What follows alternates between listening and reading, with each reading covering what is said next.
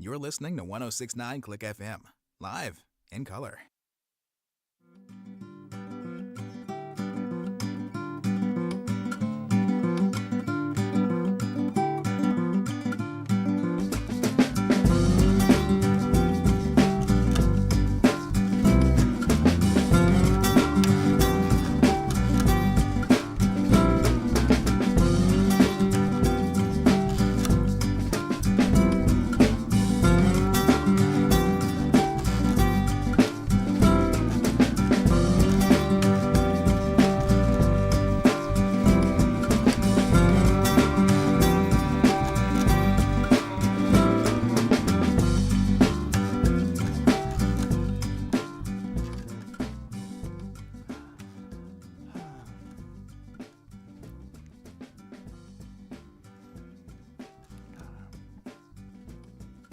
I will admit, there are times in my life when I have gone into things and thought, I'm not over my head. I can do this. In the past week, I have read more about Canadian collegiate football than I ever had in my entire life. I have absorbed very little of it. And what may come out of my mouth right now may not make much sense, but I'm going to try to keep it as simple as possible.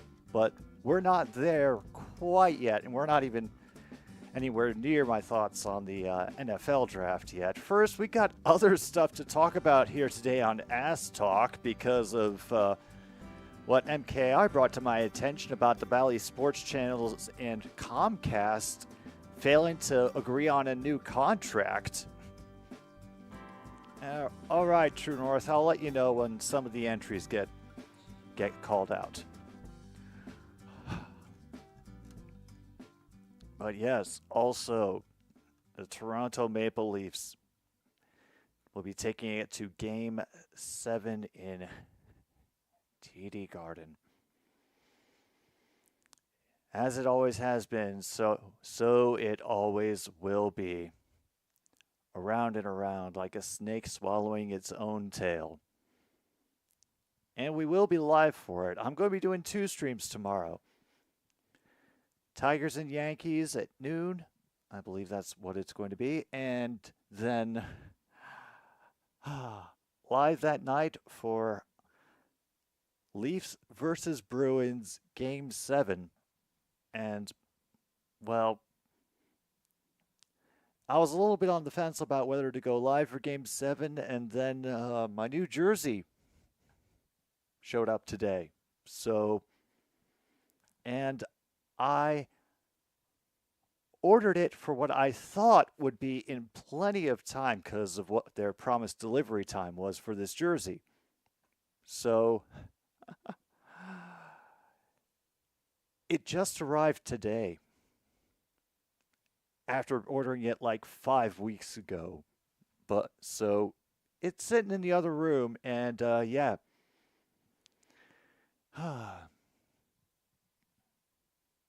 Yeah, I can't wait. I can't wait to show you all.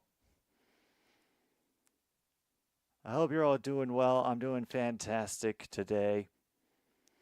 Oh, Steve Dangle's getting the hammer out.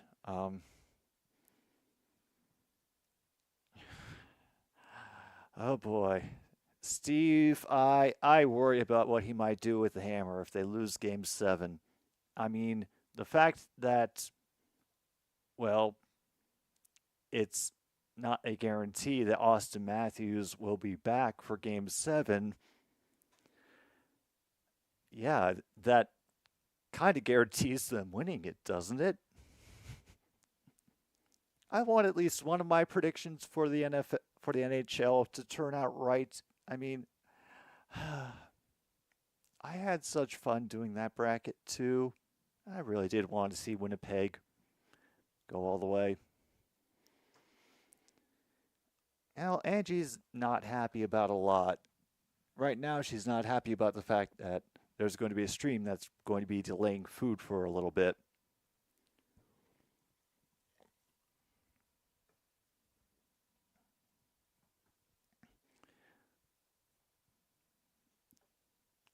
Oh, yeah, and then it's Vancouver versus Nashville.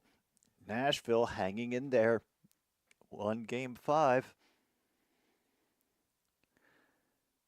Meantime, I don't think I'm going to be able to stay up late enough for Stars versus Knights. I think I can safely say that Stars clinch tonight.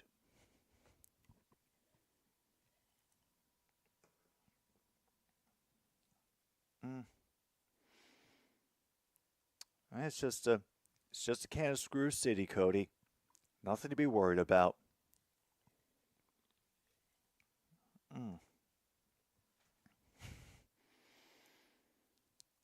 But seriously, the difference between how the Maple Leafs played in last night's game and Game 5 compared to the rest of the series, I kind of don't want Austin Matthews to come back. I want them to just send him on a really distracting errand for a day and, something that'll make him completely forget about the game. It's weird that both coaches for Nashville and Vancouver are nominees for the Jack Adams Award this year. Yeah.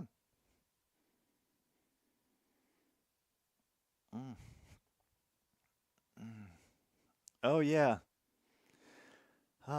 Miami falling into the only trap on par with the Julio Jones trap, the OBJ trap.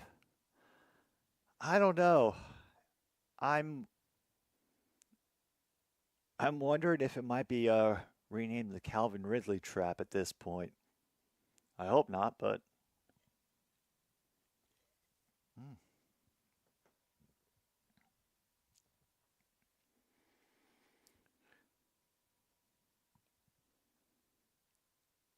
well,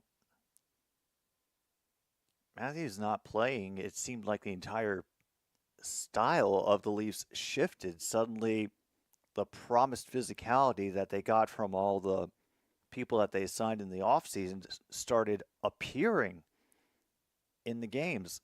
And it was a marked difference for everybody. The Boston through Toronto, and I only say this because it's an obvious Untouchables reference, did it the Chicago way, they kill one of ours, we put 2 of theirs in a cemetery. And that's what the Leafs were doing. Every time one of them got hit, they hit 2 more on Boston.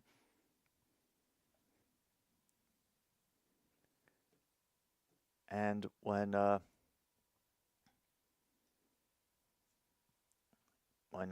Matthews was there, it seemed like they were just very hesitant, is maybe the word I'm looking for. I don't know why.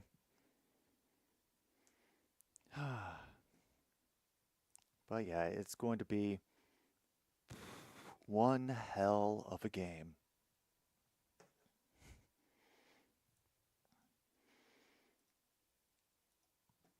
All right, let me go to this standings page real quick because sometimes it's how quickly things change around when you least expect them. Mr. Pizzle is here. Hello. Hope you're doing well. Hope that you have not caught leprosy. Yes, that is also a big difference. MKI Joseph Woll being started in net and Ilya Samsonov not being in.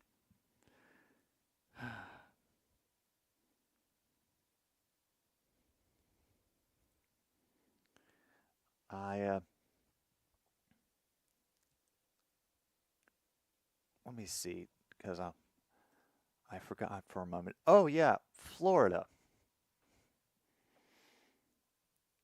I mean, assuming that Toronto can make it through this, then they've got to face Florida, who just dispatched of the Lightning in 5 and have been able to rest. I mean, I understand momentum and everything, but 7 games, that's a lot. That's a lot.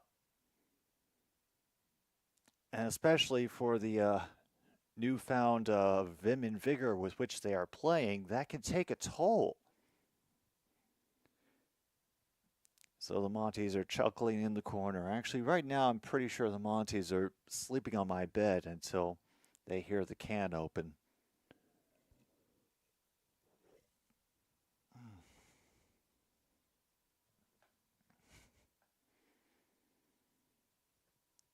Oh, boy.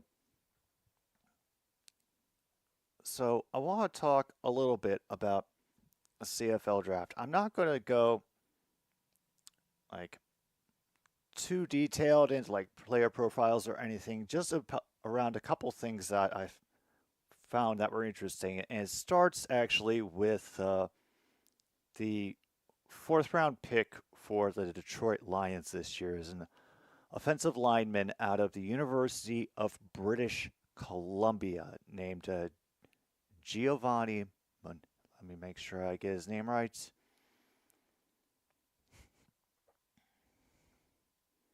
Oh, yeah. Giovanni Manu. Now,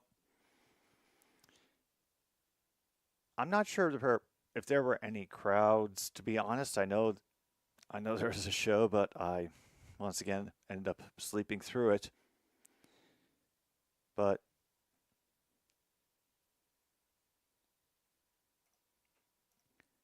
the best description that I can give for Giovanni Manu is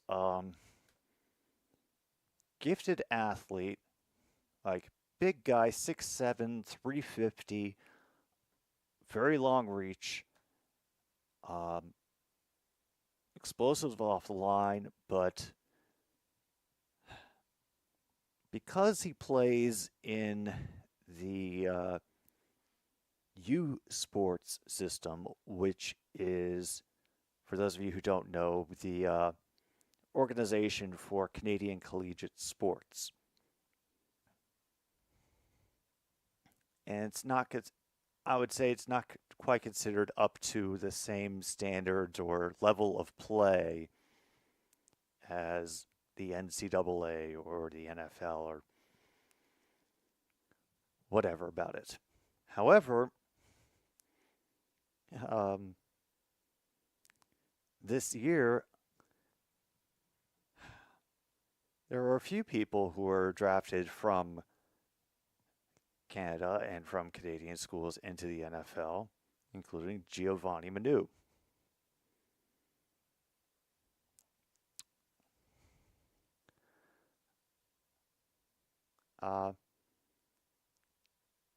If I were to grade the Packers draft, I'd give them a passing grade. I don't know what kind of passing grade because that would be something, to evaluate at the end of the season. I think after we see what the draft picks have done and which of them have actually made the team. But I would say I don't think they made any mistakes. I give them a thumbs up. And sorry again about us cutting in line. I think at this point, Brad Holmes is just calling up every team that has the draft pick before the Packers and just saying, hey, do you want to piss off Green Bay? And all of them are just saying, well, have my attention. What are we doing? At this point, it's just Brad Holmes trolling. I have a feeling, Luke, that he's actually going to choose the Detroit Lions. I had read a story about his selection in the NFL, and he says that he wants to make a Canadian college football community, the U Sports players, proud and do well in the NFL. The other thing is that it looks like they're going to try to make him play on the opposite side from what he's used to. He's usually around on the left side of the line playing left tackle, and they're going to be snapping him in rookie camp at right tackle. So if he did end up becoming part of the line, he'd be right next to Penei Sewell. So Dan Campbell is imagining Penei Sewell on the end with a 6'7", 350-pound dude, like straight up 80s hog offensive lineman. Like, kind of bonkers, kind of a reach, but dude, if Manu can pull it off, all the credit to him. But he does describe switching from the left to the right like having to write with your non-dominant hand. So, Detroit Lions are Canada's favorite NFL team now? Probably not. Oh, that is a subject that I did want to bring up. Is that I think by the end of the upcoming CFL season, I'm going to have to choose a team to root for. I think the time has come at this point, and yeah. Just, whoever I choose, it might not even be the team that wins the championship. It might be it's probably going to be whichever team is most entertaining.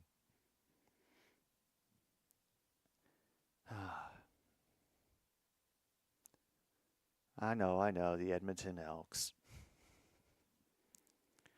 There have been hours of thought put into this MKI. Hours. At least 2.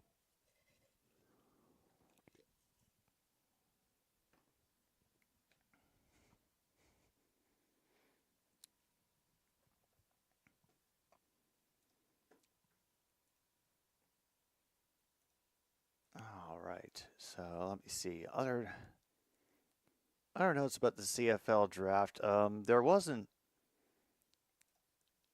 too much that was extraordinary. I mean, the Argos ended up getting extra picks from Hamilton and Edmonton, so they could grab some extra players. The Stampeders ended up trading a couple of their own away to Winnipeg so they could move up and take Christy Nkanu from Washington State. And, at the first pick, if any of you remember a linebacker out of Cincinnati named Joel Dublanco, I think he did a couple years with the USFL. Well, he was the number 1 pick for the Edmonton Elks in the CFL draft, in the main draft. I'll be somewhat coherent about the global draft next year. Suffice to say that I love it, and more opportunities. Love it.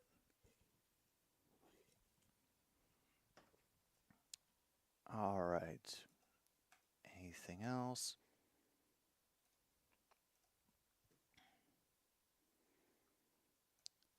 No, I think that's all that I'm willing to say about the CFL draft.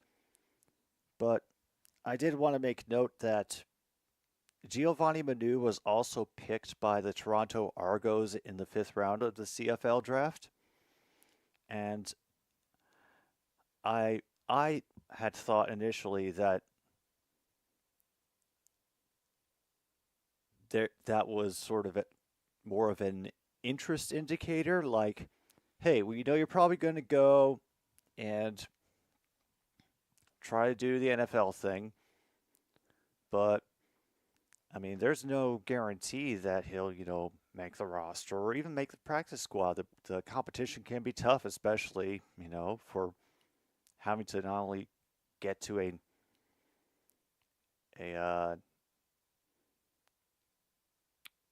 different style and level of play, but also, switch positions like that. Oh, it was Blue Bombers in the 6th. Okay. I might have written that down wrong. So, Hopefully, if things don't work out with the Detroit Lions, he can at least go play in Winnipeg.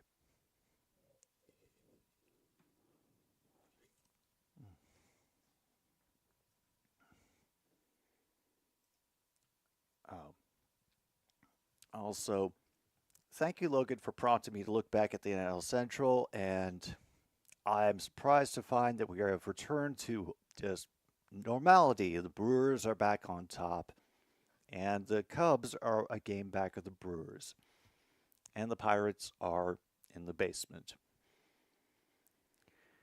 Ah, damn, it was fun while it lasted. Mm-hmm.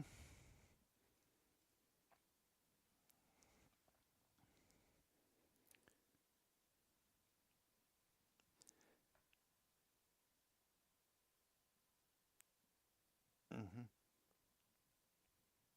Yep, that makes sense. True North to grab their right in case they don't make it in the NFL.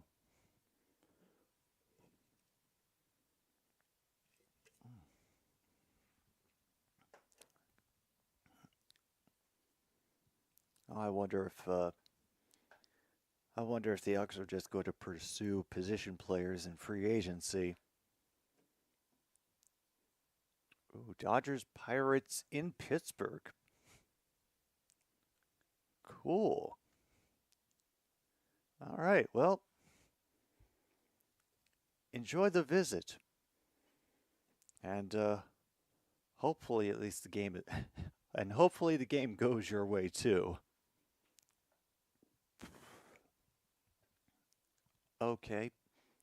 Yeah, I think it will. Dodgers are currently leading in the NL West by a pretty comfortable margin over the Padres. Hmm. No, I figured as much. I mean, it was kind of a it was just kind of an assumption I made. True North that in the at the Canadian universities they'd be playing CFL football.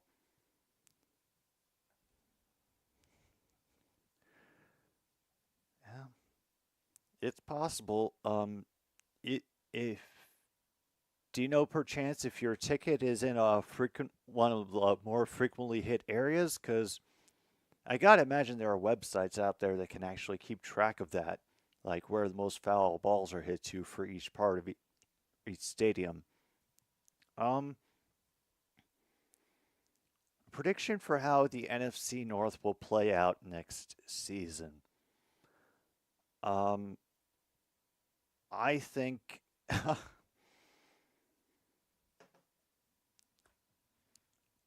I think the I think my favorite part of going through all of the decisions made for for the division rivals has been the moments where it's where you can see the chess match being set up. Like, oh, they're drafting because of our player, uh, that player, and that play, and it's like, okay, I see what they're going for. I respect it, and I cannot wait to see the results. Upper level seats right behind home plate. Hmm. Might happen. Might happen if they sky it just right. It is possible they could beat them. Then again, I don't know how far back those nets go. All right, let's hope.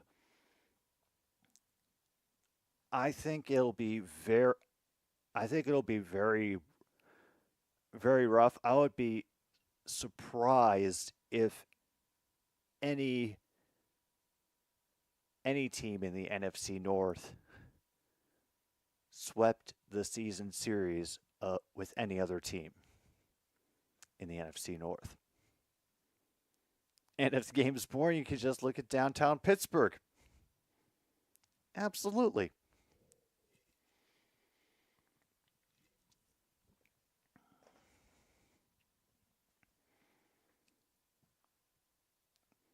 But I'm also going to give a few thoughts on all of that in here. My these are my honest appraisals of all 32 teams for their NFL draft picks.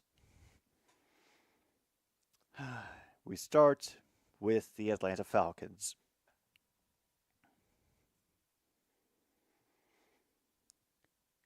You could have built up so much of your team.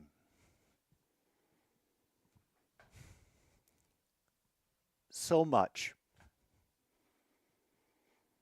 I can't wait to see your new QB prospect in 4 years. The Tennessee Titans.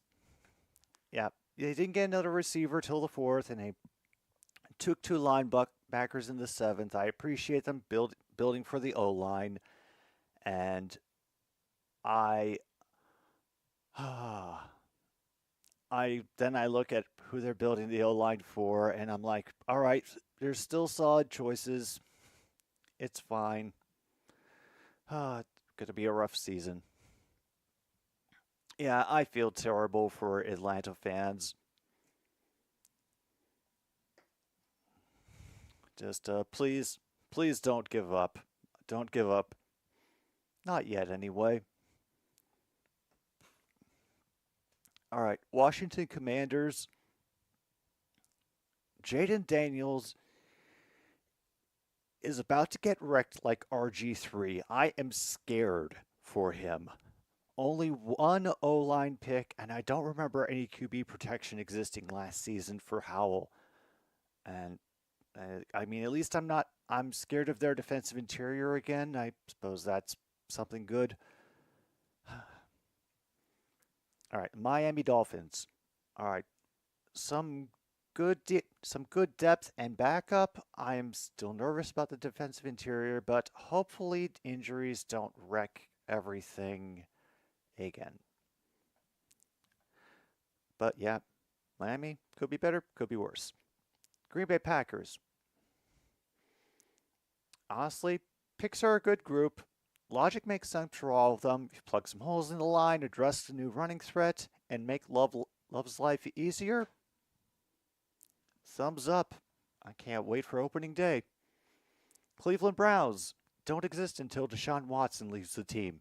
Arizona Cardinals. They get defensive scheming done and a name brand wideout in Marvin Harrison Jr. I kind of like that there's something cool happening behind crazy eyes. Kansas City. It's the Chiefs. They'll be fine. Carolina Panthers. They picked Jonathan Mingo again. Texans, the new owner of the phrase fuck them picks, but all is in the service of Stroud. Dallas Cowboys.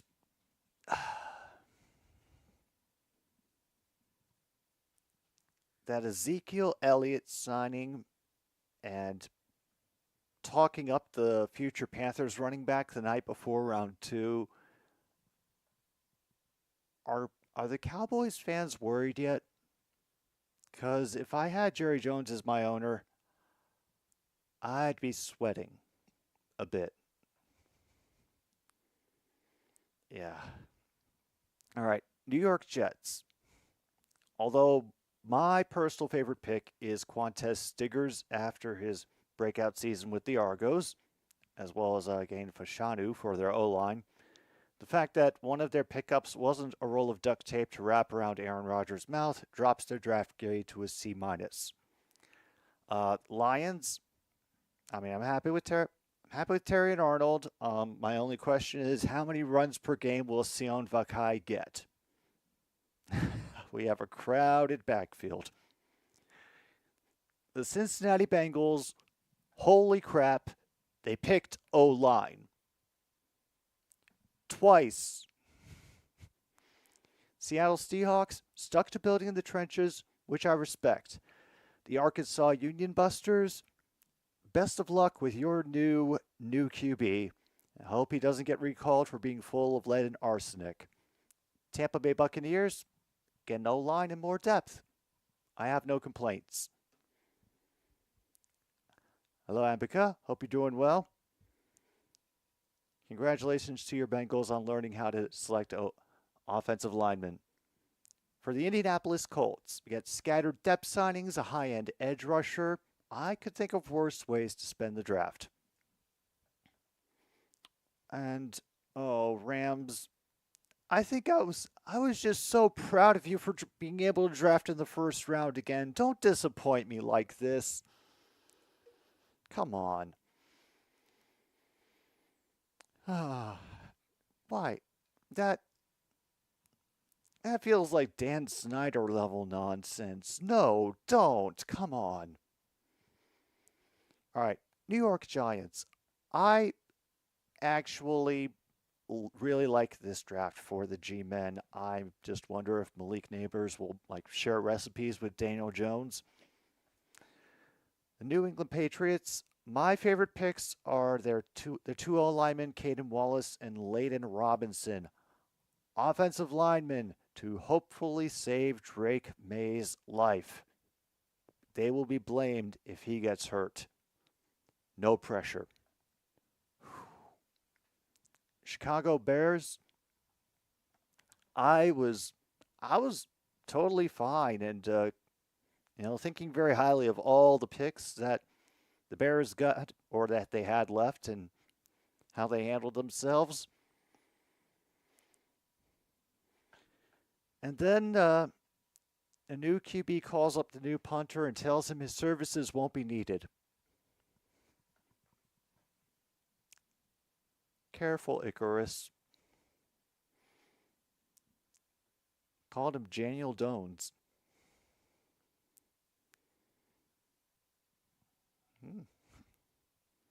Man, I guess there are worse ways it could have been mispronounced. I don't think I want to take the time to think of any off the top of my head because I might get very upset. But anyway, where was I? The Steelers.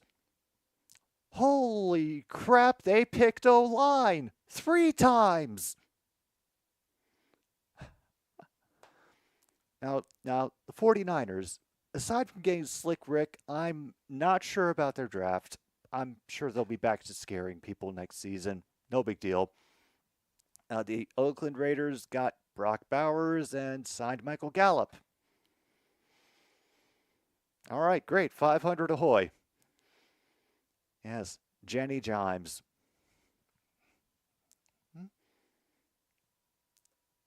Yeah, that sounds right. Okay, New Orleans Saints. I get no lineman and a dude named Kool-Aid. The Saints, they do well just because they always find the people with the fun names. Over in the Jaguars, though, it's scattered depth signings and a Calvin Ridley replacement. Just please do not let Trevor Lawrence die back there. The Eagles, I am upset at them because they grabbed Quinyon Mitchell before the Lions could. But, 9 players through 8 trades. I'm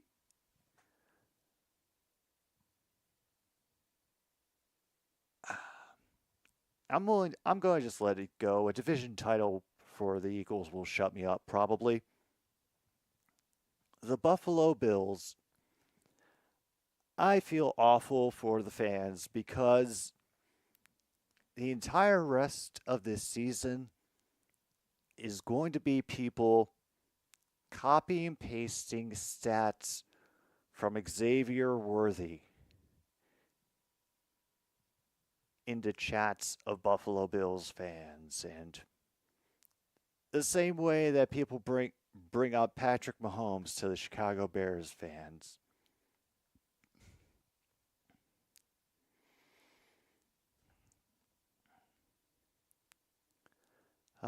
I have actually saved in this document the rest of the Buffalo Bills picks for the draft, and I'm keeping my fingers crossed that all of them pan out in the best way possible.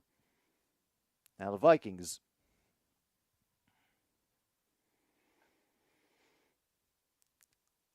They took some big risks. They gave away a number of picks to move up and take McCarthy and Turner.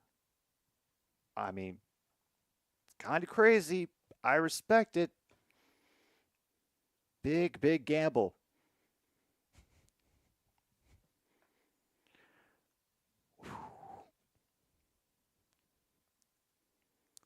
I don't know what kind of Vikings team we're going to get, and that might be the scariest thing of all.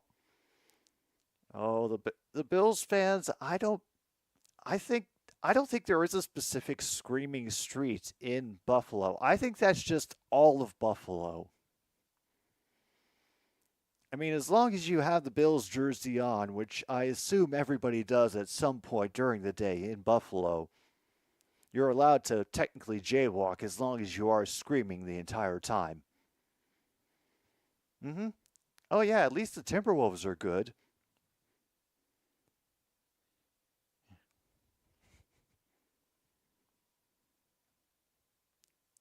All right. Ravens. All right, great. Good for them. They've acquired depth and a new wide receiver. I can't really say much more. I'm sure they will come back to haunting our nightmares next season. Same as the 49ers. The Rams, they made up for lost time with 10 picks, 4 of them on the defensive line. My only hope is that they will work out for LA. Because remember, every Lombardi that Matthew Stafford, Detroit technically claims it. Oh.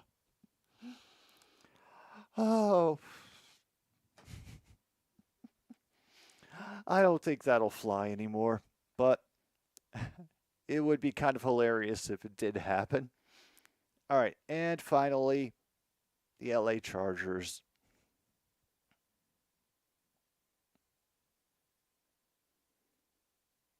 One lineman to protect Herbert and a new bunch of targets after the off-season exodus they had.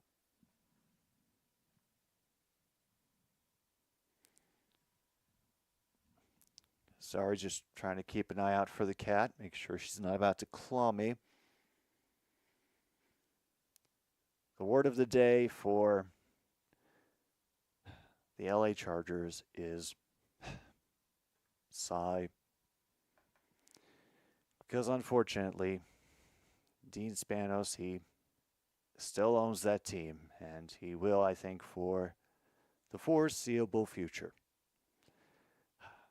Anyway, bless the Detroit Rams. I have officially run out of things to say here on this episode of Ass Talk. I'd like to thank you all for coming to hang out this afternoon. I will see you tomorrow for baseball and hockey. None, because I'd be trying to defuse it as soon as possible. I am not coordinated enough to win a fight. My name is Jim B here on 106.9 Click FM. Thank you for tuning in to Ass Talk. Take care of yourselves, and good night, Milwaukee, wherever you are.